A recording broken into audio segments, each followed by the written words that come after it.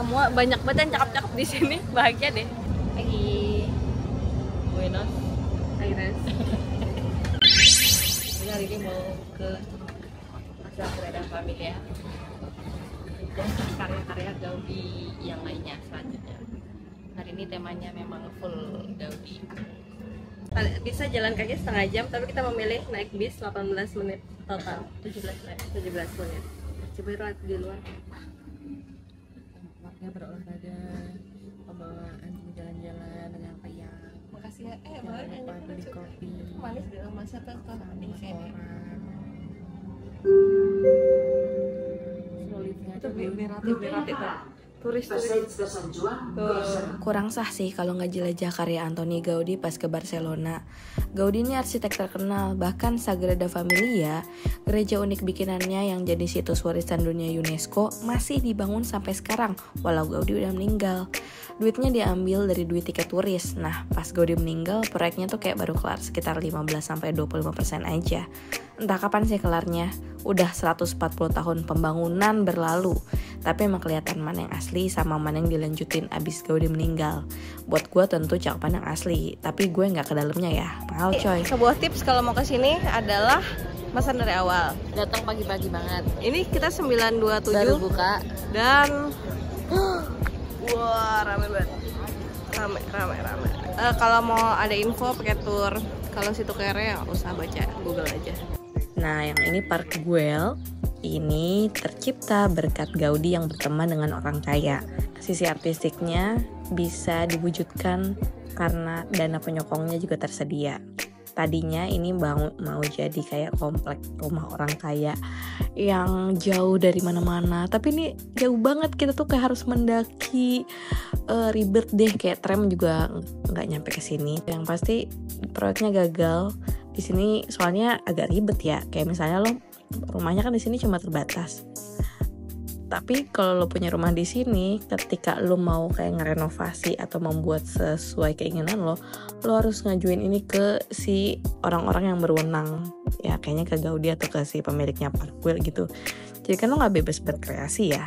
Begitu memang lumayan sulit dijangkau sih. Pas gue kesana tuh gue harus jalan menanjak, masya Allah, capek banget beneran, ngos-ngosan, beneran olahraga naik tangga.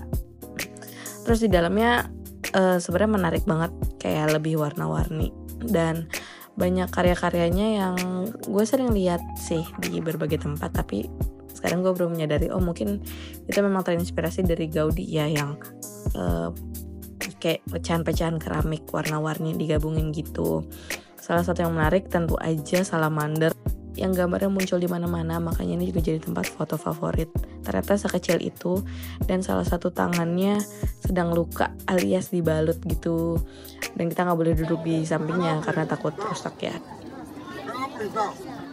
Takut banget. Minggir.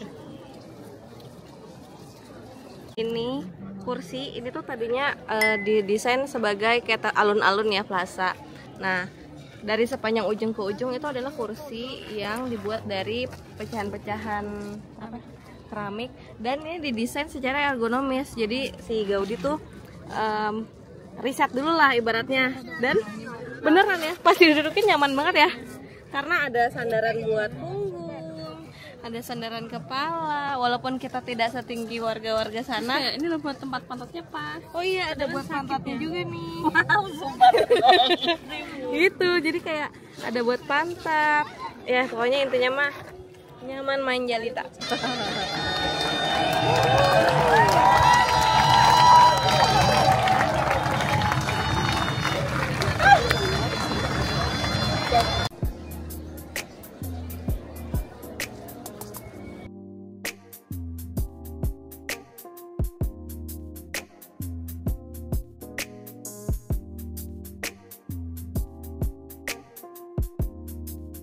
Sudah selesai di Park Güell. Panas, lapar.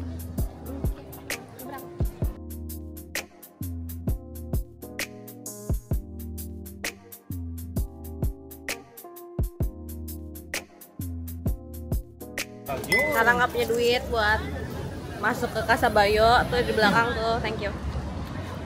Banyak sih yang ngeliat doang, tapi dari luar memang cakep. Isinya apa ya? Isinya tuh apa ya? Ini Barcelona tuh walkable banget, buat jalan enak.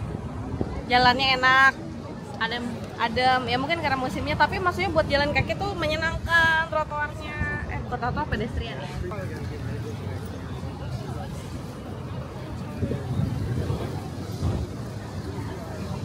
Barcelona bus turis.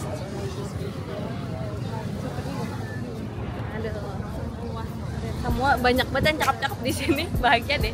Kami mau ngemil strawberry sambil melihat rasa bayo dari jauh, tapi ketutupan bis.